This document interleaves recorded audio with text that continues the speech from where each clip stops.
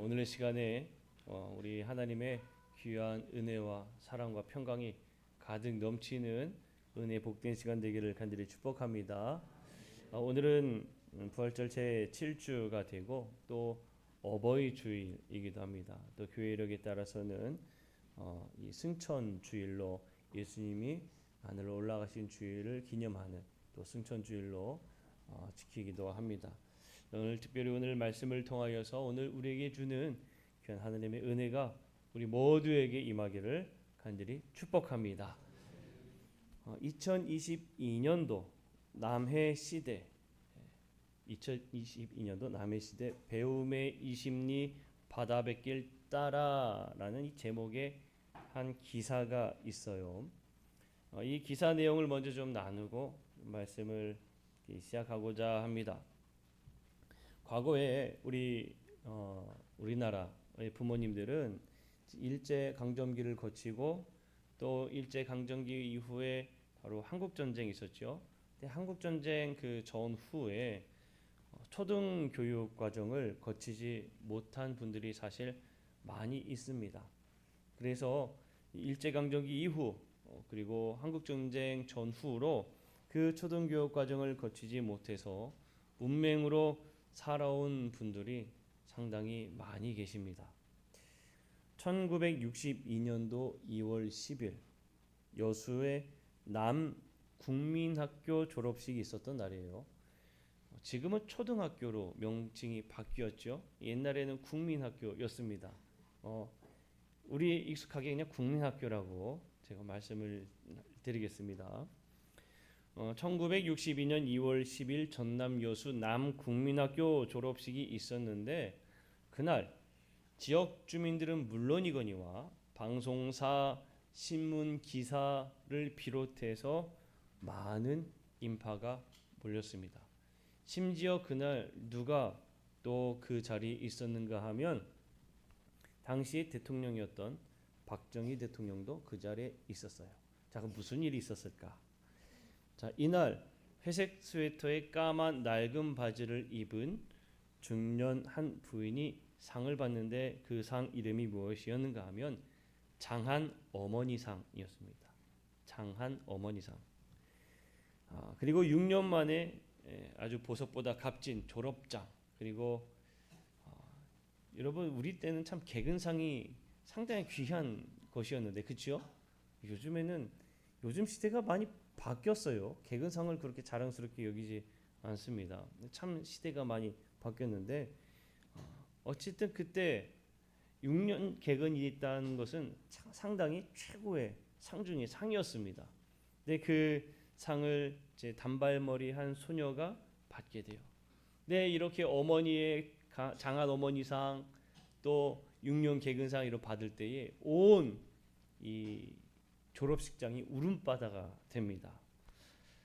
왜 그런 일이 일어나는가 하면 사연은 이래요.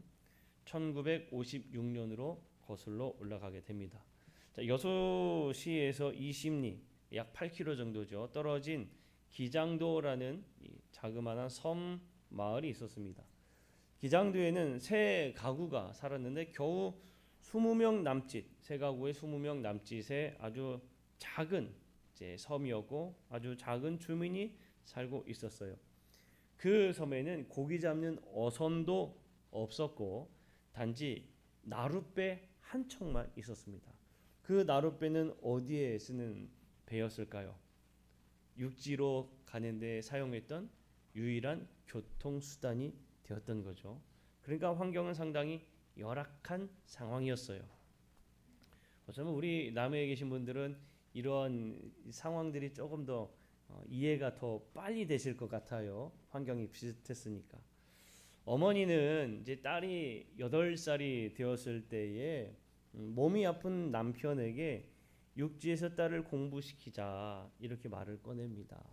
여러분들 아시겠지만 그때 당시 1950년대 60년대 초 이때에 이 딸들을 교육시키는 일은 많지 않았습니다. 더욱이 그 곳은 문맹률이 상당히 높았던 곳이에요. 남편 되시는 분이 여자아이가 공부해서 뭐 하냐 하면서 극구 반대를 했어요. 더군다나 그 섬에는 교육을 받은 사람이 아무도 없었습니다. 또 아버지는 만일 학교에 가게 된다고 하면 학교에 그냥 보낼 수 없죠. 아까 전에 80리가 아니죠. 20리 떨어졌다고 말씀드렸어요. 그러면 20리나 되는 거리를 계속 데려다 줘야 되고 또 데리고 와야 되는데 그걸 누가 하냐는 거예요. 누가 하냐? 그 길을 누가 어떻게 다닐 수 있겠냐며 아주 강하게 반대를 한 거죠. 어머니는 섬이 무지에서 벗어나야 한다는 그 믿음을 굽히지 않았습니다. 그래서 남편 몰래 딸을 국민학교에 입학시켰어요. 그 당시 가정에는 시아버지, 시어머니, 남편, 그 두 아이 그리고 본인 이 5명이 한 식구로 살고 있었는데 고기를 잡을 수도 없었죠. 육지에서 살아가는데 육지에도 자신의 가정에 소가 있었던 것도 아니라 남의 소를 빌려다가 땅을 갈고 채소와 약초, 나물 등을 키워가지고 그것을 팔아서 이 하루하루 먹고 살았습니다. 그러니까 그 가정 환경이 어떠했겠습니까? 매우 열악하고 가난하고 힘든 그런 가정이었죠. 그런데 이 어머니는 어두운 저녁에 남몰래 배를 타고 노젓는 기술을 익힌 거예요. 단 하나의 일념으로 딸을 학교에 보내겠다. 그로부터 6년 동안 어머니는 비가 오나 눈이 오나 바람이 부나 그리고 파도가 일어나도 상관없이 이 심리 바닷길을 2시간가량 이 어머니가 노를 저어서 딸을 등하교시킵니다. 아까 전에 말씀드렸듯이 그 가정의 형편이 좋다고 말씀드리지 않았어요. 그러니까 딸을 입학시키고 딸을 등교시키고 난 다음에 시간이 남지요. 그 시간에 그냥 보낼 수가 없어서 또다시 노를 저어 집으로 와서 밭에서 일을 하시는 거예요. 밭에서 일을 하다가 딸이 귀가할 때가 되면 또다시 노를 저어 그 20리 되는 그 길을 가서 딸을 데리고 오는 겁니다. 왕복하면 몇 일일까요? 40리죠. 매일 그렇게 하루도 빠짐없이 이 딸을 등하교를 시켰어요. 너무나 놀라울 따름입니다. 처음 얼마 동안에는 딸도 울고 어머니도 울고. 왜요? 딸은 어머니가 자신을 육지에 혼자 내버려 두고 떠나가니까 두려워서 울고, 어머니는 딸을 데리러 가는 그 길이 늦어지면 딸이 애처로워서 죽을 힘을 다해서 울면서 노를 저 간 겁니다. 당시에 시기도 없었어요. 섬에서 매일 시간을 맞춰 딸을 학교에 보내고 데려오는 일에 그런데 한 번도 어긋남이 없었다고 합니다. 그렇게 6년을 하루같이 오간 백길이 무려 34,000리가 된다고 그럽니다. 이 사실이 알려지게 되자 졸업생은 물론이거니와 졸업생 부모님들 그리고 선생님들, 아까 전에도 말씀드렸듯이 이 사실을 안 유경수 여사가 편지 한 통을 박정희 대통령에 보내서 박정희 대통령이 그 졸업식에 참석해서 이 장학금과 함께 또 공로패를 수여했다고 그래요.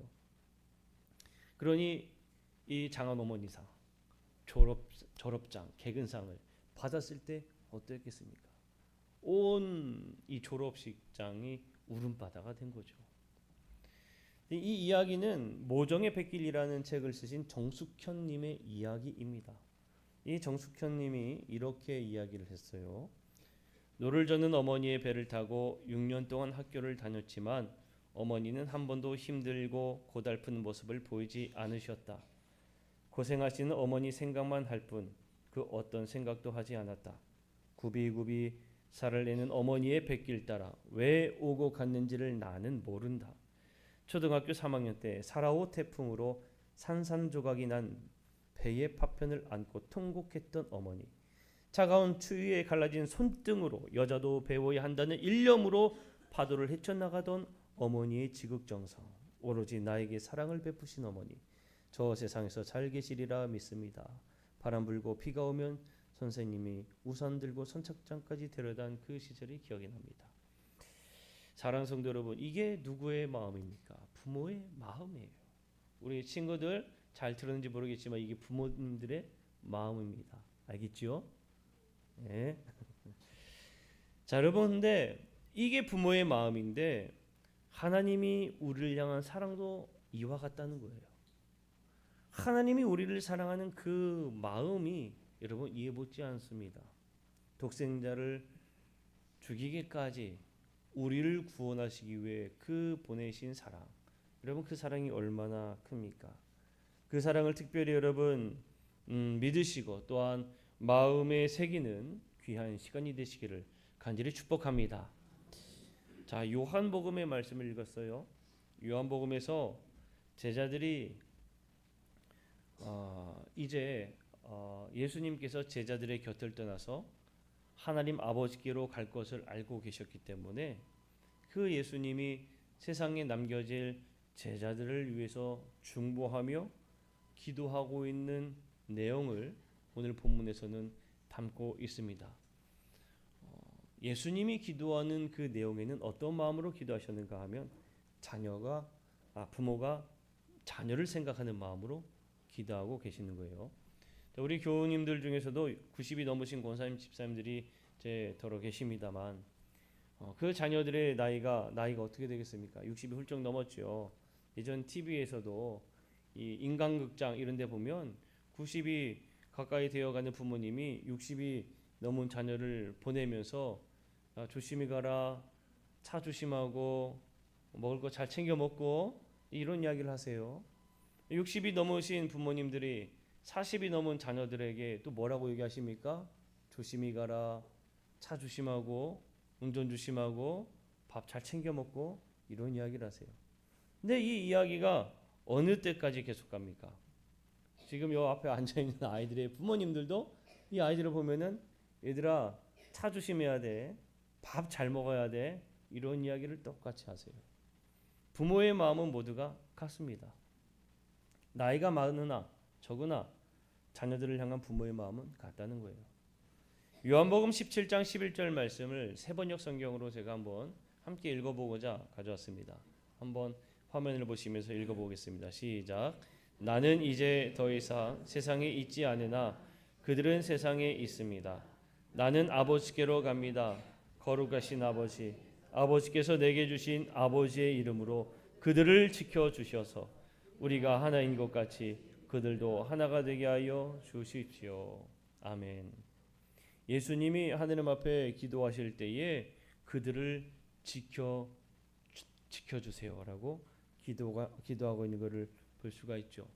예수님이 이 땅에 남아있을 제자들을 위해서 간구하는 그 기도의 마음에는 부모가 자녀를 향한 그 마음으로 기도하고 있음을 우리에게 보여주고 있습니다. 예수님은 제자들을 많이 사랑하셨어요. 너무 사랑하셨습니다. 요한복음 17장 17 우리가 읽었던 말씀인데 우리가 한번 함께 다시 한번 읽어볼 때 우리 마지막 절을 한번 읽어볼까요? 노란 글씨로 되어 있는 부분. 자, 시작. 내가 그들로 말미암아 영광을 받았나이다. 아멘. 자, 예수님이 뭐라고 얘기하셨습니까? 제자들로 말미암아 영광을 얻었습니다. 라고 말씀하셨죠. 부모님들은 모든 자녀들을 다 부끄러워하지 않고 자랑스러워하십니다. 이게 부모의 마음이에요. 우리 교학교 친구들, 여러분들의 부모님들은 여러분들이 매우 자랑스럽습니다. 알겠죠? 여러분들 매우 자랑스러워하세요. 우리는 부모에게 영광된 자녀예요. 우리는 하늘의 앞에 영광된 자녀입니다. 여러분, 우리는 이 사실을 먼저 기억해야 돼요. 루키라는 제목의 영화가 있습니다. 제목이 루키예요.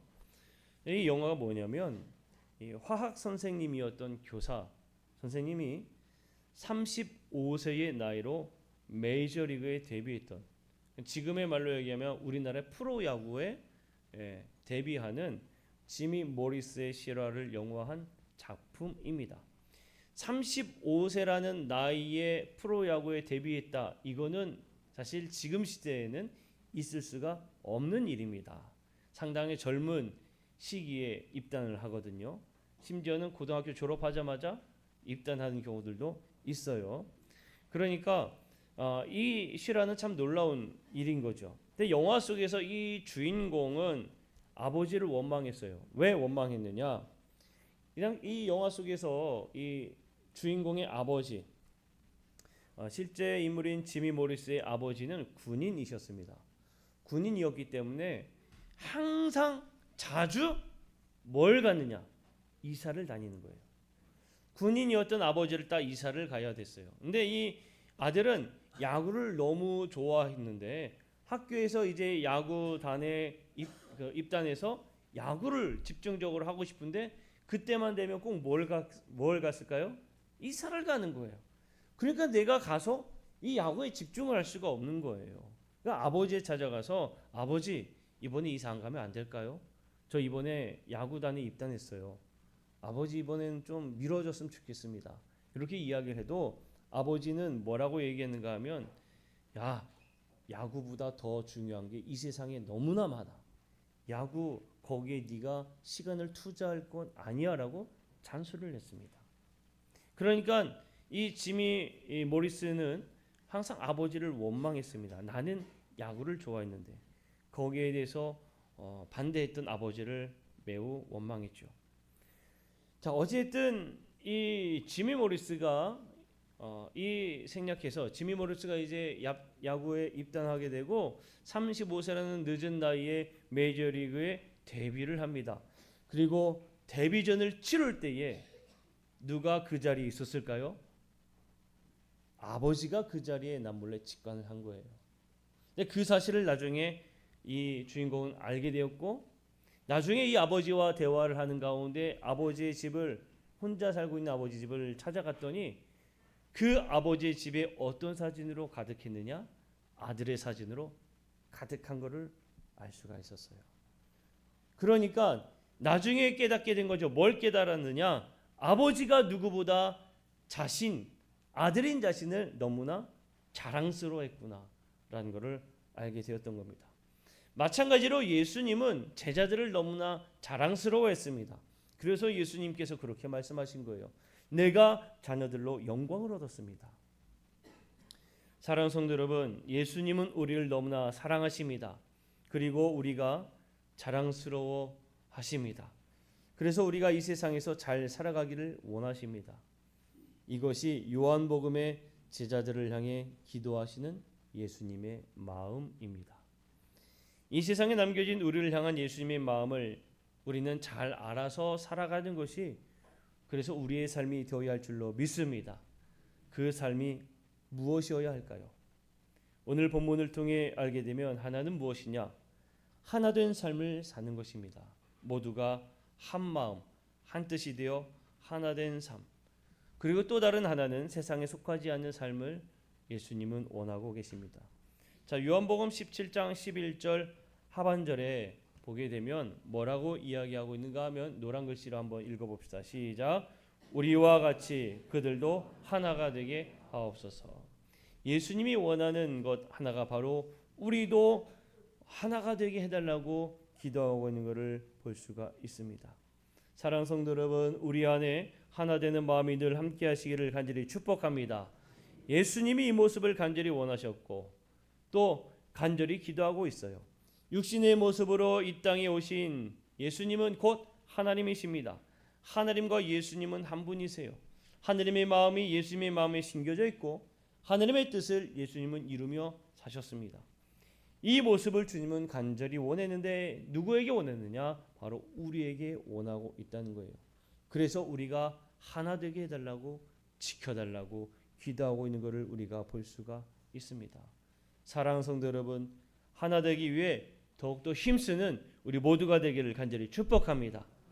또 하나는 세상에 속하지 않기를 원하시는데 이거는 여러분 세상에 속하지 않는다라는 게 우리가 죽어서 그러면 저 천국에 가는 건가요? 그건 아니에요. 이 세상과 등을 짓는 것도 아니에요.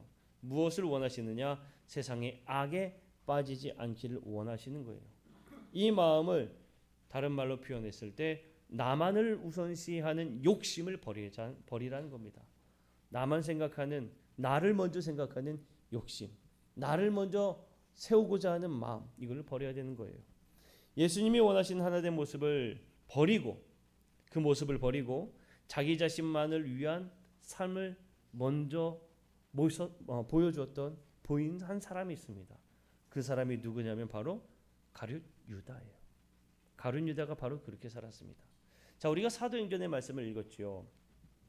사도행전의 말씀은 이 12사도 중 한 사람이었던 가룟 유다를 대신해서 마띠아가 뽑히는 내용이 담겨져 있어요.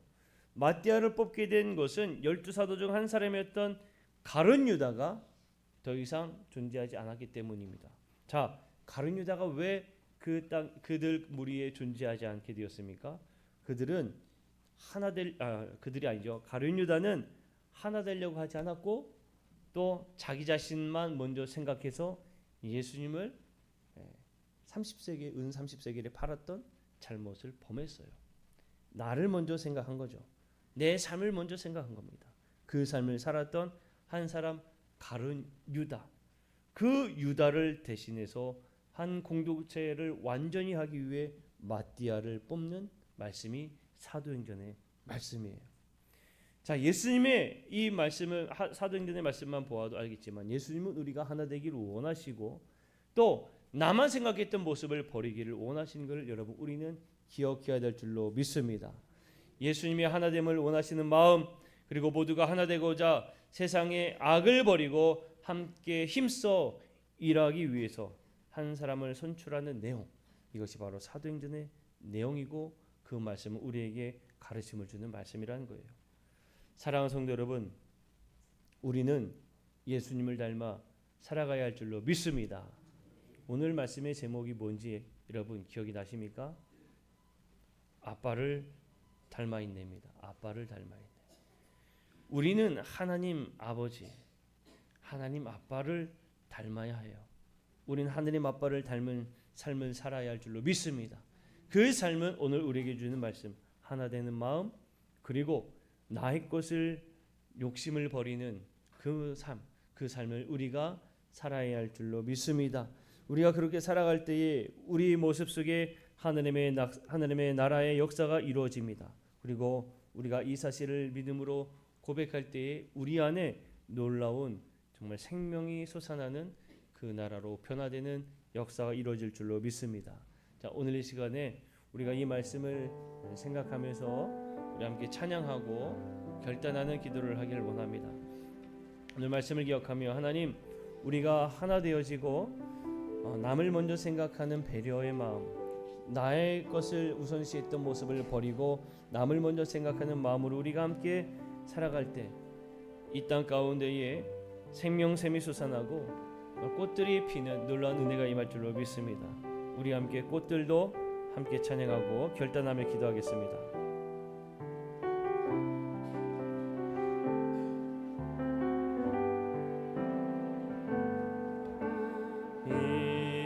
이곳에 생명샘 솟아나 문물고 쫙 지나갈 때에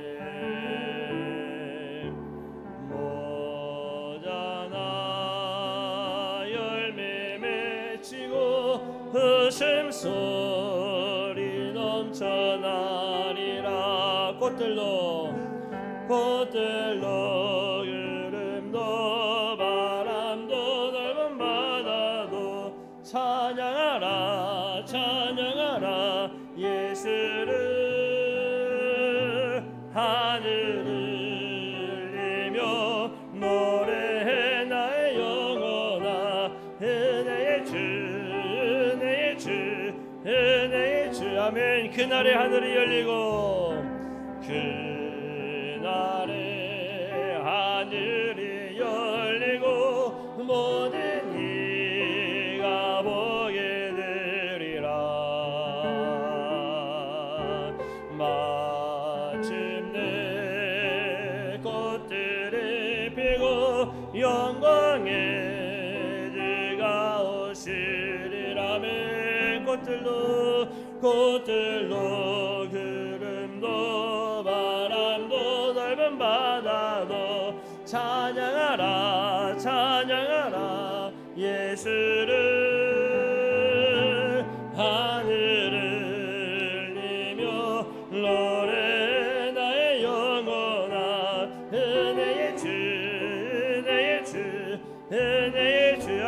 꽃들도 구름도 바람도 넓은 바다도 찬양하라 예수를.